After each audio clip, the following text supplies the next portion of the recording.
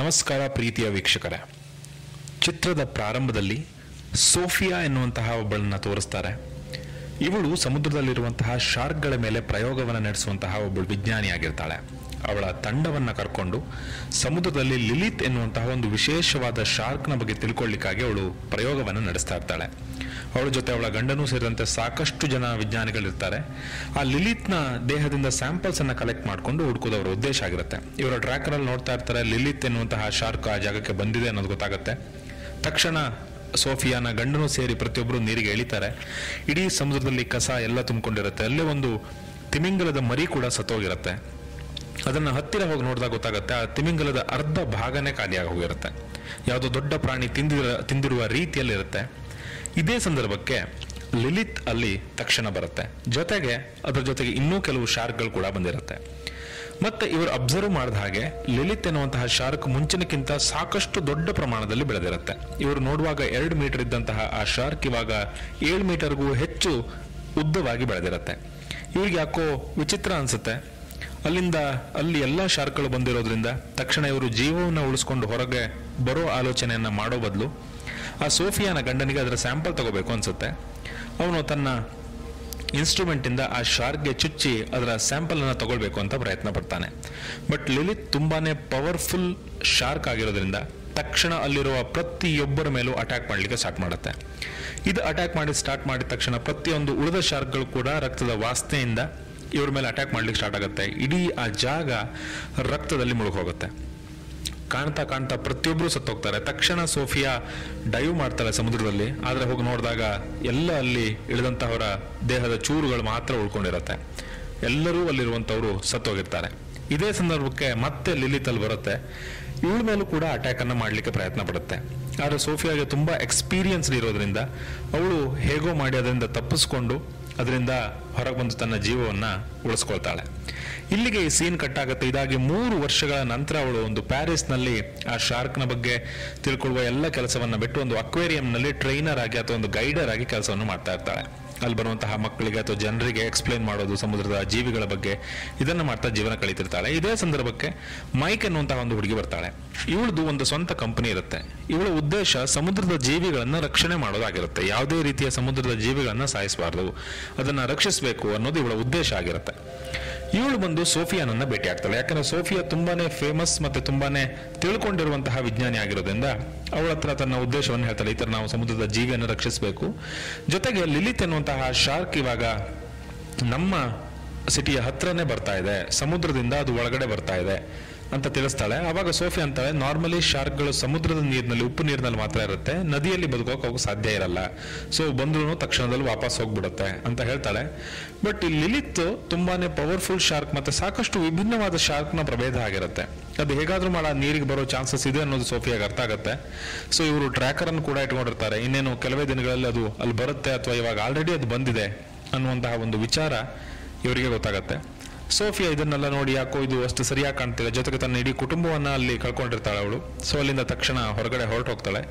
ಇನ್ನೊಂದು ಕಡೆಯಲ್ಲಿ ಆ ಪ್ಯಾರಿಸ್ ನಗರದ ಸುತ್ತಮುತ್ತ ಇರುವಂತಹ ನದಿಯಿಂದ ಸಾಕಷ್ಟು ಜನ ಅಲ್ಲಿರುವಂತಹ ನೀರಿನ ಒಳಗಡೆ ವಸ್ತುನೆಲ್ಲ ತೆಗಿತಿರ್ತಾರೆ. ಅವರಿಗೆ ಕೆಲವು ಮಿಸೈಲ್ಸ್ಗಳು ಸಿಗುತ್ತೆ. ತಕ್ಷಣ ಪೊಲೀಸರು ಬರ್ತಾರೆ. ಅವರಂತಾರೆ, ಇಲ್ಲ, ವರ್ಲ್ಡ್ ವಾರ್ II ನಲ್ಲಿ ಬಿದ್ದಂತಹ ಕೆಲವು ಮಿಸೈಲ್ಸ್ಗಳು ಇಲ್ಲಿ ಹಾಗೆ ಉಳ್ಕೊಂಡಿದೆ, ಅದು ನೀರಿನಲ್ಲಿ ತೇಲ್ಕೊಂಡು ಇಲ್ಲಿ ಬಂದಿದೆ, ಅದು ಬಿಟ್ಟು ಬೇರೆ ಯಾವುದೇ ರೀತಿ ತೊಂದರೆ ಇಲ್ಲ ಅಂತ. ಬಟ್ ಇವರು ಮೈಕ್ ಮತ್ತೆ ಅವಳ ಫ್ರೆಂಡ್ ತಕ್ಷಣ ಆ ನದಿಯಲ್ಲಿ ಆ ಜಾಗಕ್ಕೆ ಹೋಗ್ತಾರೆ. ಅವರಿಗೆ ಆ ಲಿಲಿತ್ನ ಬಗ್ಗೆ ತಿಳ್ಕೊಳ್ಬೇಕಾಗಿರುತ್ತೆ. ಜೊತೆಗೆ ರೀಸೆಂಟ್ ಆಗಿ ಅಲ್ಲೊಂದು ಕಾರ್ ಆಕ್ಸಿಡೆಂಟ್ ಕೂಡ ಆಗಿರುತ್ತೆ. ಸೊ ಲಿಲಿತ್ ಮೈಕ್ನ ಫ್ರೆಂಡ್ ಆ ನೀರೊಳಗಡೆ ಇಳಿತಾಳೆ. ಆ ಕಾರಿನ ಸುತ್ತಮುತ್ತ ಪ್ರತಿಯೊಂದು ಕಡೆನೂ ಶಾರ್ಕ್ನ ಹಲ್ಲು ಇರೋದು ಕಾಣುತ್ತೆ. ಇದೇ ಸಂದರ್ಭಕ್ಕೆ ಪೊಲೀಸರು ಕೂಡ ಅಲ್ಲಿ ಬರ್ತಾರೆ. ಈ ರೀತಿಯ ಒಂದು ತನಿಖೆಯನ್ನು ಮಾಡೋದು ಕಾನೂನು ಬಾಹಿರ ಆಗಿರುತ್ತೆ. ಸೊ ತಕ್ಷಣ ಅವ್ರನ್ನ ಅರೆಸ್ಟ್ ಮಾಡ್ತಾರೆ. ಇನ್ನೊಂದು ಕಡೆಯಲ್ಲಿ ಆ ಮೈಕ್ನ ಫ್ರೆಂಡ್ ಹೇಗೋ ಅಲ್ಲಿಂದ ತಪ್ಪಿಸ್ಕೊಳ್ತಾಳೆ. ಇದೇ ಸಂದರ್ಭಕ್ಕೆ ಸೋಫಿಯಾ ಕೂಡ ಅಲ್ಲಿ ಬಂದಿರ್ತಾಳೆ. ಅವಳಿಗೆ ಗೊತ್ತಾಗಿರುತ್ತೆ ಆ ಲಿಲಿತ್ ಅನ್ನುವಂತಹ ಶಾರ್ಕ್ ಈ ಸಿಹಿ ನೀರಿನ ಜಾಗಕ್ಕೆ ಬಂದಿದೆ, ಈ ಸಿಟಿಯ ಒಳಗಡೆ ಬಂದಿದೆ ಅನ್ನೋದು ಗೊತ್ತಾಗತ್ತೆ. ನೆಕ್ಸ್ಟ್ ಡೇನಲ್ಲಿ ಆ ಕಾರನ್ನ ಹೊರಗಡೆ ತೆಗೆದಾಗ ಆ ಕಾರ್ನ ಒಳಗಿರುವ ವ್ಯಕ್ತಿ ಸತ್ತಿರ್ತಾನೆ. ಅವನ ದೇಹದ ಅರ್ಧ ಭಾಗನೇ ಉಳಿದಿರಲ್ಲ. ಅದನ್ನ ಲಿಲಿತ್ ಎನ್ನುವಂತಹ ಆ ಶಾರ್ಕು ತಿಂದಾಕಿರತ್ತೆ. ಸೊ ಇವಾಗ ಅನ್ಸುತ್ತೆ, ಈ ಲಿಲಿತ್ ಅನ್ನೋ ಶಾರ್ಕನ್ನು ನಾವು ಕಂಟ್ರೋಲ್ ಮಾಡಿಲ್ಲ ಅಥವಾ ಸಾಯಿಸಿಲ್ಲ ಅಂತ ಆದ್ರೆ ಇದೇ ರೀತಿ ಸಾಕಷ್ಟು ಜನರ ಜೀವವನ್ನ ಅದು ತೆಗೆಯುತ್ತೆ ಅನ್ನೋದು ಇವರಿಗೆ ಅರ್ಥ ಆಗುತ್ತೆ. ಸೋಫಿಯಾ ಕೂಡ ಅದನ್ನೇ ಹೇಳ್ತಾಳೆ, ಈ ಲಿಲಿತ್ ಅನ್ನುವಂತಹ ಶಾರ್ಕನ್ನು ನಾವು ಸಾಯಿಸಲೇಬೇಕು, ಬೇರೆ ದಾರಿ ಇಲ್ಲ ಅಂತ. ಬಟ್ ಇದು ಮೈಕ್ಗೆ ಇಷ್ಟ ಇರಲ್ಲ. ಯಾಕೆಂದ್ರೆ ಅವಳು ಸಮುದ್ರದ ಜೀವಿಗಳನ್ನ ರಕ್ಷಣೆ ಮಾಡುವಂತಹ ಕೆಲಸವನ್ನು ಮಾಡ್ತಾ ಇರ್ತಾಳೆ. ಸೊ ಅವಳು ಪೊಲೀಸರಿಗೆ ಹೇಳ್ತಾಳೆ, ಇಲ್ಲ ಶಾರ್ಕ್ಗಳು ಅಥವಾ ಪ್ರಾಣಿಗಳನ್ನ ಸಾಯಿಸೋದು ಸರಿಯಲ್ಲ, ಸೊ ನಾನು ಅದನ್ನು ಟ್ರ್ಯಾಕ್ ಮಾಡಿದ್ದೀನಿ, ಸೊ ಅದನ್ನು ನಾವು ನಮ್ಮ ಬೇಕಾದ ರೀತಿಯಲ್ಲಿ ಪಳಗಿಸ್ಬೋದು ಅಂತ ಪ್ರತಿಯೊಂದನ್ನು ಎಕ್ಸ್ಪ್ಲೇನ್ ಮಾಡಿ ಅಲ್ಲಿಂದ ಹೊರಟು ಹೋಗ್ತಾಳೆ. ಸೊ ಇದು ಯಾರಿಗೂ ಅಲ್ಲಿದ್ದವರಿಗೆ ಇಷ್ಟ ಇರಲ್ಲ. ಸೊ ಇವರು ಈಗ ನಿರ್ಧಾರವನ್ನು ತೆಗೆದುಕೊಳ್ಳಲೇಬೇಕಾಗಿರುತ್ತೆ. ಯಾಕೆಂದ್ರೆ ಆ ಪ್ಯಾರಿಸ್ನ ಆ ಜಾಗದಲ್ಲಿ ಸದ್ಯದಲ್ಲೇ ಒಂದು ದೊಡ್ಡ ಇವೆಂಟ್ ಆಗುವಂತಹ ಸಾಧ್ಯತೆ ಇರುತ್ತೆ. ಒಂದು ದೊಡ್ಡ ಪ್ರಮಾಣದ ಈಜು ಸ್ಪರ್ಧೆ ಅಥವಾ ಈಜು ಫಂಕ್ಷನ್ ನಡೆಯೋದ ಚಾನ್ಸಸ್ ಇರುತ್ತೆ. ಸೊ ಇವರು ತಕ್ಷಣದಲ್ಲಿ ಒಂದಿಷ್ಟು ಪೊಲೀಸ್ ಆಫೀಸರ್ ಜೊತೆ ಸೇರ್ಕೊಂಡು ಸೋಫಿಯಾ ಟ್ರ್ಯಾಕ್ ಮಾಡ್ತಾ ಹೊರಡ್ತಾಳೆ. ಇನ್ನೊಂದು ಮೈಕ್ಗೆ ಡೌಟ್ ಬರುತ್ತೆ, ಇವಳು ಆ ಶಾರ್ಕ್ ಅನ್ನ ಸಾಯಿಸ್ತಾಳೆ ಅಂತ. ತಕ್ಷಣದಲ್ಲಿ ಅವಳ ಫ್ರೆಂಡ್ ಹೇಳಿ ಜಾಮರ್ ಅನ್ನ ಯೂಸ್ ಮಾಡಿ ಆ ಸೋಫಿಯಾನ ಎಲ್ಲ ಎಲೆಕ್ಟ್ರಾನಿಕ್ ಡಿವೈಸ್ನ ಕನೆಕ್ಷನ್ ಅನ್ನ ಕಟ್ ಮಾಡಿಸ್ತಾಳೆ. ಅವರಿಗೆ ಶಾರ್ಕ್ ಎಲ್ಲಿದೆ ಅಂತಾನೆ ಗೊತ್ತಾಗಲ್ಲ. ಆದ್ರೂ ಆ ಶಾರ್ಕ್ ಇವ್ರ ಮೇಲೆ ಅಟ್ಯಾಕ್ ಮಾಡಿರಲ್ಲ. ಸೊ ಹೇಗೋ ಮಾಡಿ ಆ ಪೊಲೀಸರು ಅಥವಾ ಅವಳ ಆಫೀಸರ್ಸ್ ಏನು ಜೊತೆಗೆ ಹೋದವರು ಅಲ್ಲಿಂದ ತಪ್ಪಿಸ್ಕೊಂಡು ಹೊರಗಡೆ ಬರ್ತಾರೆ. ಬಟ್ ಅಲ್ಲಿ ಶಾರ್ಕ್ಗಳು ಇರೋದು ಇವರಿಗೆ ಕಾಣುತ್ತೆ. ಅಂದ್ರೆ ಸಿಹಿ ನೀರಿಗೆ ಸಂಪೂರ್ಣವಾಗಿ ಶಾರ್ಕ್ಗಳು ಬಂದಿದೆ ಅನ್ನೋದು ಇವರಿಗೆ ಸ್ಪಷ್ಟವಾಗಿ ಗೊತ್ತಾಗುತ್ತೆ. ತಕ್ಷಣದಲ್ಲಿ ಅವರು ಹೊರಗಡೆ ಬರ್ತಾರೆ. ಸೊ ಮುಂದೇನ್ ಮಾಡಬೇಕು, ಯಾವ ರೀತಿಯಲ್ಲಿ ಈ ಶಾರ್ಕ್ಗಳನ್ನ ಕಂಟ್ರೋಲ್ ಮಾಡಬೇಕು ಅಂತ ಅಲ್ಲೇ ಹತ್ತಿರದಲ್ಲಿ ಅವರ ಸೀನಿಯರ್ ಆಫೀಸರ್ ಆದಂತಹ ಮೇಯರ್ ಅಂತ ಕೇಳ್ತಾಳೆ. ಆ ಮೇಯರ್ ಅಂತಾಳೆ, ನೀವು ಏನ್ ಮಾಡ್ತೀರೋ ನನಗೆ ಗೊತ್ತಿಲ್ಲ, ಯಾಕಂದ್ರೆ ಸದ್ಯದಲ್ಲೇನೋ ಒಂದು ದೊಡ್ಡ ಪ್ರಮಾಣದ ಇವೆಂಟ್ ಆ ನದಿಯಲ್ಲಿ ನಡೆಯೋದಿದೆ. ಸೊ ಅಷ್ಟರ ಒಳಗಡೆ ನೀವು ಅದಕ್ಕೆ ಬೇಕಾದ ಪರಿಹಾರವನ್ನು ಮಾಡಿ, ಯಾಕಂದ್ರೆ ಆ ಇವೆಂಟ್ ಅನ್ನ ಯಾವುದೇ ಕಾರಣಕ್ಕೂ ನಿಲ್ಸೋಕೆ ಸಾಧ್ಯ ಇಲ್ಲ ಅಂತ. ಬಟ್ ಇನ್ನೊಂದ್ ಕಡೆಯಲ್ಲಿ ಮೈಕ್ ಏನ್ ಮಾಡ್ಬಿಡ್ತಾಳೆ ಅಂದ್ರೆ, ತನ್ನೆಲ್ಲ ಇದೇ ರೀತಿಯ ಮನಸ್ಥಿತಿ ಇರುವಂತವರು ಅಥವಾ ಅವಳ ಸೋಷಿಯಲ್ ಮೀಡಿಯಾದಲ್ಲಿರುವಂತಹ ಫ್ರೆಂಡ್ಸ್ಗಳನ್ನೆಲ್ಲ ಸೇರ್ಕೊಂಡು ಎಲ್ಲ ಮರೈನ್ನಲ್ಲಿ ಅಥವಾ ಸಮುದ್ರದ ಈಜಿನಲ್ಲಿ ಪ್ರಾವೀಣ್ಯತೆ ಇರೋರು ಅವ್ರನ್ನೆಲ್ಲ ಸೇರಿಸ್ಕೊಂಡು ಈ ರೀತಿ ಶಾರ್ಕ್ಗಳನ್ನ ಸಾಯಿಸ್ಲಿಕ್ಕೆ ಹೊರಟಿದ್ದಾರೆ ಗೌರ್ಮೆಂಟ್ ಮತ್ತೆ ಸೋಫಿಯಾ ಸೇರ್ಕೊಂಡು. ಸೊ ನಾವು ಅದನ್ನ ರಕ್ಷಿಸಬೇಕು, ಅದನ್ನ ಸುಳ್ಳು ಅಂತ ಸಾಬೀತು ಮಾಡಬೇಕು ಅಂತ ಪ್ರತಿಯೊಬ್ಬ ವ್ಯಕ್ತಿಗೂ ಅವಳದನ್ನ ತಿಳಿಸ್ತಾಳೆ. ಜೊತೆಗೆ ಒಂದು ಪರ್ಟಿಕ್ಯುಲರ್ ಆ ಪ್ಯಾರಿಸ್ನ ಒಂದು ಪ್ರಮುಖ ಜಾಗಕ್ಕೆ ಬರಲಿಕ್ಕೆ ತಿಳಿಸ್ತಾಳೆ. ಸೊ ಆ ಜಾಗದಲ್ಲಿ ಅತಿ ಹೆಚ್ಚು ಶಾರ್ಕ್ಗಳು ಇರೋದು ಇವಳಿಗೆ ಗೊತ್ತಿರುತ್ತೆ. ಬಟ್ ಅವಳದೇ ಫ್ರೆಂಡ್ ಆದಂತಹ ಒಬ್ಬಳು ಬಂದು ಈ ವಿಷಯವನ್ನ ಪೊಲೀಸ್ ಮತ್ತೆ ಸೋಫಿಯಾಗೆ ತಿಳಿಸ್ತಾಳೆ. ಸೊ ಈ ರೀತಿಯಲ್ಲಿ ನಾಳೆ ಎಲ್ಲರೂ ಅಲ್ಲಿ ಸೇರ್ತಿದ್ದಾರೆ ಆ ಶಾರ್ಕ್ಗಳನ್ನ ರಕ್ಷಣೆ ಮಾಡಲಿಕ್ಕೆ ಅಂತ. ಸೊ ಇದೇ ಸಂದರ್ಭಕ್ಕೆ ಅವರೆಲ್ಲ ಸೇರ್ಕೊಂಡು ಅಲ್ಲಿ ಇನ್ನೇನು ನೀರಿಗೆ ಇಳಿಬೇಕು ಅನ್ನುವಂತಹ ತಯಾರಿ ನಡೆಸ್ತಿರುವಾಗ ಈ ಪೊಲೀಸ್ ಮತ್ತೆ ಸೋಫಿಯಾ ಕೂಡ ಅಲ್ಲಿ ಹೋಗ್ತಾರೆ. ಬಟ್ ಅಷ್ಟು ಒಳಗಡೆ ಆ ಮೈಕ್ ನೀರಿಗೆ ಇಳಿದಿರ್ತಾಳೆ. ನೀರಿಗೆ ಇಳಿದು ಸಾಬೀತು ಮಾಡ್ಲಿಕ್ಕೆ ಹೊರಡ್ತಾಳೆ, ಈ ಶಾರ್ಕ್ಗಳು ಮನುಷ್ಯರಿಗೆ ಏನು ಮಾಡಲ್ಲ, ಅವು ತುಂಬಾ ಪ್ರೀತಿಯ ಅಥವಾ ತುಂಬಾ ಪಾಪದ ಪ್ರಾಣಿಗಳು ಅಂತ. ನಿಧಾನವಾಗಿ ಆ ಜಾಗಕ್ಕೆ ಶಾರ್ಕ್ಗಳು ಬರ್ಲಿಕ್ಕೆ ಪ್ರಾರಂಭ ಆಗುತ್ತೆ. ನಿಧಾನವಾಗಿ ಆ ಶಾರ್ಕ್ನ ಜೊತೆ ಅವಳು ಆಟ ಆಡ್ತಿರ್ತಾಳೆ. ಅವು ಕೂಡ ಪ್ರಾರಂಭದಲ್ಲಿ ತುಂಬಾ ಸೈಲೆಂಟ್ ಆಗಿ ಪಾಪದ ರೀತಿಯಲ್ಲೇ ಕಾಣ್ತಾ ಇರುತ್ತೆ. ಬಟ್ ಸಡನ್ ಆಗಿ ಅವು ಆ ಮೈಕ್ನ ಮೇಲೆ ಅಟ್ಯಾಕ್ ಮಾಡಿ ಅವಳನ್ನ ಚೂರ್ ಚೂರ್ ಮಾಡಾಕತ್ತೆ. ಇದೇ ಸಂದರ್ಭಕ್ಕೆ ಭಯಪಟ್ಟಂತ ಅಲ್ಲಿರೋರೆಲ್ಲ ಅಲ್ಲಿ ನೀರಿಗೆ ಬಿದ್ದೋಗ್ತಾರೆ. ಸೊ ಒಬ್ಬರಾದ್ಮೇಲೆ ಒಬ್ಬರಂತೆ ಆ ಶಾರ್ಕ್ಗಳೆಲ್ಲ ಅವ್ರ ಮೇಲೆ ಅಟ್ಯಾಕ್ ಮಾಡ್ಲಿಕ್ಕೆ ಪ್ರಾರಂಭ ಮಾಡುತ್ತೆ. ಕೆಲವೇ ಹೊತ್ತಿನಲ್ಲಿ ಆ ಜಾಗ ರಕ್ತದ ಮಡುವಿನಲ್ಲಿ ಬಿದ್ದು ಅಥವಾ ಇಡೀ ನೀರು ಕೆಂಪು ಬಣ್ಣಕ್ಕೆ ತಿರುಗುವಂತಹ ಪರಿಸ್ಥಿತಿ ಬರುತ್ತೆ. ಯಾಕಂದ್ರೆ ಅಷ್ಟೆಲ್ಲ ಶಾರ್ಕ್ಗಳು ಇಷ್ಟು ಮನುಷ್ಯರ ಮೇಲೆ ದಾಳಿ ಮಾಡಿದ್ರೆ ಇನ್ನೇನು ಮಾಡಕ್ ಸಾಧ್ಯ ಆಗಲ್ಲ. ಸೊ ಹಂತ ಹಂತವಾಗಿ ಅಲ್ಲಿಂದ ಕೆಲವು ಜನ ತಪ್ಪಿಸ್ಕೊಳ್ತಾರೆ, ಆದ್ರೆ ಸಾಕಷ್ಟು ಜನಕ್ಕೆ ತಪ್ಪಿಸ್ಕೊಳ್ಳೋಕೆ ಸಾಧ್ಯ ಆಗಲ್ಲ. ಸೊ ಆ ಭಯದಲ್ಲೇನೆ ಸಾಕಷ್ಟು ಜನ ಸತ್ತೋಗ್ತಾರೆ. ಶಾರ್ಕ್ಗಳು ಕೂಡ ಒಂದ್ ಕಡೆ ಅಟ್ಯಾಕ್ ಮಾಡ್ತಾ ಇರುತ್ತೆ. ಸೊ ಹೇಗೋ ಮಾಡಿ ಅಲ್ಲಿಂದ ಒಂದಿಷ್ಟು ಜನ ತಪ್ಪಿಸ್ಕೊಂಡು ಹೊರಡ್ತಾರೆ. ಅಂತೂ ಇವರು ಫೈನಲಿ ಒಂದು ಶಾರ್ಕ್ ಅನ್ನ ಸಾಯಿಸಿರ್ತಾರೆ. ಆ ಒಂದು ಶಾರ್ಕ್ ಸತ್ತು ಅಲ್ಲೇ ತೇಲ್ತಾ ಇರುತ್ತೆ. ಸೊ ಅದನ್ನ ಟೆಸ್ಟ್ ಲ್ಯಾಬ್ಗೆ ತಗೊಂಡು ಹೋಗಿ ನೋಡ್ತಾರೆ. ಅಲ್ಲಿ ಇವರಿಗೆ ಒಂದು ಸೂಕ್ಷ್ಮದ ವಿಚಾರ ಗೊತ್ತಾಗುತ್ತೆ. ಆ ಸತ್ತಂತಹ ಶಾರ್ಕ್ ಒಂದು ಹೆಣ್ಣು ಶಾರ್ಕ್ ಆಗಿರುತ್ತೆ. ಅದು ಲಿಲಿತ್ನ ದೇಹದಿಂದನೇ ಬಂದಂತಹ ಅಥವಾ ಲಿಲಿತ್ನ ದೇಹದಿಂದನೇ ಬಂದಂತಹ ಒಂದು ಶಾರ್ಕ್ ಆಗಿರುತ್ತೆ. ಸೊ ಅವ್ರಿಗೆ ಅಂದ ಅರ್ಥ ಆಗುತ್ತೆ, ಈ ಪ್ರಭೇದದ ಶಾರ್ಕ್ಗಳು ಸಿಹಿ ನೀರಿನಲ್ಲಿ ಕೂಡ ಬದುಕೋದನ್ನ ಪ್ರಾಕ್ಟೀಸ್ ಮಾಡ್ಕೊಂಡಿವೆ. ಜೊತೆಗೆ ಒಂದೇ ಸಂದರ್ಭಕ್ಕೆ ಸಾಕಷ್ಟು ಮರಿಗಳನ್ನ ಹುಟ್ಟಿಸುವಂತಹ ಅಥವಾ ಸಾಕಷ್ಟು ಮರಿಗಳಿಗೆ ಜನ್ಮ ನೀಡುವಂತಹ ಶಕ್ತಿ ಈ ಶಾರ್ಕ್ಗಳಿಗೆ ಬಂದಿದೆ. ನಾರ್ಮಲಿ ಶಾರ್ಕ್ 1 ಅಥವಾ 2 ಮರಿಯನ್ನ ಹಾಕುತ್ತೆ.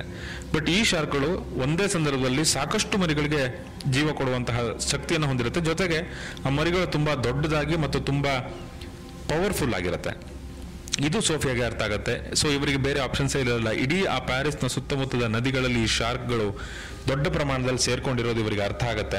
ಜೊತೆಗೆ ಇವರನ್ನ ಸಾಯಿಸಲೇಬೇಕಾಗಿರುತ್ತೆ. ಆದ್ರೆ ಸಾಯಿಸೋದು ಹೇಗೆ ಅನ್ನೋದು ಗೊತ್ತಿರಲಿಲ್ಲ. ಇನ್ನೊಂದು ಕಡೆಯಲ್ಲಿ ಅಲ್ಲಿ ಆ ಫೆಸ್ಟಿವಲ್ ಪ್ರಾರಂಭ ಆಗುತ್ತೆ, ಆ ಸ್ವಿಮ್ಮಿಂಗ್ ಕಾಂಪಿಟೇಷನ್ ಪ್ರಾರಂಭ ಆಗುತ್ತೆ. ಅಲ್ಲಿ ಪ್ರೆಸಿಡೆಂಟ್ಗೆ ಹೋಗಿ ಹೇಳ್ತಾರೆ. ಬಟ್ ಅವಳಂತಳೆ, ಇಲ್ಲ, ಯಾವುದೇ ಕಾರಣಕ್ಕೂ ಇದನ್ನು ನಾವು ನಿಲ್ಲಿಸೋಕೆ ಸಾಧ್ಯ ಇಲ್ಲ, ನೀವು ಅದಕ್ಕೆ ಬೇಕಾದ ಏನ್ ರಕ್ಷಣೆ ಮಾಡ್ತೀರೋ ಅದನ್ನ ಮಾಡಿ ಅಂತ. ಸೊ ಇವರು ದೊಡ್ಡದಾಗಿ ಬಲೆಯನ್ನೆಲ್ಲ ಹಾಕ್ತಾರೆ ಸುತ್ತಮುತ್ತದಲ್ಲಿ. ಜೊತೆಗೆ ಇದನ್ನ ಬ್ಲಾಸ್ಟ್ ಮಾಡಿ ಸಾಯಿಸೋಣ ಅಂತ ನೀರಿನ ಆಳಕ್ಕೆ ಹೋಗಿ ಎಲ್ಲ ಕಡೆಗಳಲ್ಲಿ ಬಾಂಬ್ ಅನ್ನ ಇನ್ಸ್ಟಾಲ್ ಮಾಡ್ಲಿಕ್ಕೆ ಸ್ಟಾರ್ಟ್ ಮಾಡ್ತಾರೆ. ಸೊ ಆ ಬಾಂಬ್ ಅನ್ನ ಇನ್ಸ್ಟಾಲ್ ಮಾಡಿ ಬ್ಲಾಸ್ಟ್ ಮಾಡಿದ್ರೆ ಆ ಶಾರ್ಕ್ಗಳನ್ನ ಸಾಯಿಸಬಹುದು ಅಂತ ಎಲ್ಲಿ ಆ ಮೈಕ್ ಸತ್ತಿದ್ಲೋ ಅಲ್ಲಿಂದನೇ ಪ್ರಾರಂಭ ಮಾಡ್ತಾರೆ. ನಿಧಾನವಾಗಿ ನೀರಿನ ಒಳಗಡೆ ಹೋಗಿ ಬಾಂಬ್ ಅನ್ನ ಇನ್ಸ್ಟಾಲ್ ಮಾಡ್ತಾ ಇರ್ತಾರೆ.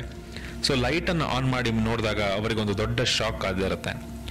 ಲಕ್ಷಾಂತರ ಸಂಖ್ಯೆಯಲ್ಲಿ ಶಾರ್ಕ್ನ ಮರಿಗಳು ಅಲ್ಲಿ ಓಡಾಡ್ತಾ ಇರುತ್ತೆ. ಇವು ಮರಿಗಳೇ ಆಗಿದ್ರು ದೇಹದಲ್ಲಿ ತುಂಬಾನೇ ದೊಡ್ಡ ಗಾತ್ರದಲ್ಲಿ ಮತ್ತೆ ತುಂಬಾನೇ ಪವರ್ಫುಲ್ ಆಗಿರುವಂತಹ ಶಾರ್ಕ್ಗಳಾಗಿರುತ್ತೆ. ಅವು ಮೇಲ್ಗಡೆ ಗುಂಪಿನಲ್ಲಿ ತೇಲ್ತಾ ಇರುವಾಗ ಇವ್ರು ಹೇಗೇಗೋ ಮಾಡಿ ಒಂದಿಷ್ಟು ಬಾಂಬ್ಗಳನ್ನ ಆ ಆಳದಲ್ಲಿ ಇನ್ಸ್ಟಾಲ್ ಮಾಡ್ತಾರೆ. ಇನ್ನೇನು ಅದನ್ನ ಬ್ಲಾಸ್ಟ್ ಮಾಡಬೇಕು ಅನ್ನೋ ಸಂದರ್ಭಕ್ಕೆ ಆ ಮರಿ ಶಾರ್ಕ್ನಲ್ಲಿ ಒಂದು ಬಂದು ಆ ಆಫೀಸರ್ನ ಮೇಲೆ ಅಟ್ಯಾಕ್ ಮಾಡುತ್ತೆ. ಆದರೂ ಆ ಆಫೀಸರ್ ಹೇಗೋ ಮಾಡಿ ಆ ಬಾಂಬನ್ನು ಬ್ಲಾಸ್ಟ್ ಮಾಡ್ತಾನೆ. ಆ ಬ್ಲಾಸ್ಟ್ ಆದ ಕಾರಣಕ್ಕಾಗಿ ಒಂದಿಷ್ಟು ಶಾರ್ಕ್ನ ಮರಿಗಳು ಸಾಯುತ್ತೆ, ಆದ್ರೆ ಎಲ್ಲ ಶಾರ್ಕ್ಗಳು ಸಾಯಲ್ಲ. ಯಾಕಂದ್ರೆ ಎಲ್ಲ ಶಾರ್ಕ್ಗಳು ಅದೊಂದೇ ಜಾಗದಲ್ಲಿ ಇದ್ದಿರಲ್ಲ. ಸೊ ಅಂತೂ ಈ ಸೋಫಿಯಾ ಮತ್ತೆ ಅವಳ ಆಫೀಸರ್ಸ್ ಬದುಕ್ತಾರೆ. ಆ ಸೋಫಿಯಾ ಮತ್ತೆ ನೀರಿನ ಒಳಗಡೆ ಹೋಗಿ ನೋಡ್ತಾಳೆ, ಅಲ್ಲಿ ಲಿಲಿತ್ ಬಂದಿರತ್ತೆ. ಈ ಲಿಲಿತ್ ಎನ್ನುವಂತಹ ಶಾರ್ಕೆ ಉಳಿದೆಲ್ಲರನ್ನ ಗೈಡ್ ಮಾಡ್ತಾ ಇರುತ್ತೆ. ಅವರೆಲ್ಲರಿಗೂ ಇದೇ ಒಂದು ದೊಡ್ಡ ತಾಯಿಯಾಗಿ ನಿಂತಿರತ್ತೆ.